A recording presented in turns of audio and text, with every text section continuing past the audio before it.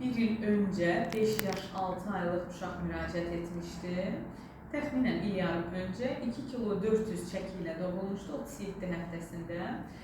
Uşağın şikayəti boy geriliyi idi. Anaya elə gəlirdi ki, boyu geridir. Lakin biz müayinə elədik, boyu tam normal idi. Persentil cədvəlini yerləşdirəcəm.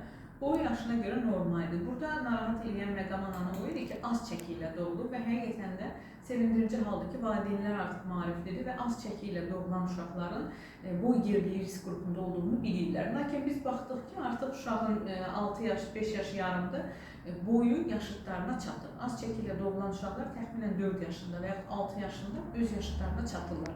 Əgər çatmasa o zaman müdaxilə edirik. Hər şey normal idi, qaydasındaydı, lakin az çəki ilə doğulan uşaqlarda ikinci bir endokrinoloji problem ola bilər, erkən cinsi inkişaf və məhz uşaq 7 yaşına çatanda artıq süd vəzləri böyüməyə başlayır, ona görə təkrar kontrola gəlmişdir və analizlər nəticəsində cinsi inkişafın həqiqətən də tez başlanması aşkarlanır. Odur ki, əziz valideynlər, uşaq az çəki ilə doğulubsa, yalnız boy deyil, cinsi inkişaf baxımından da kontrolda olmalıdır.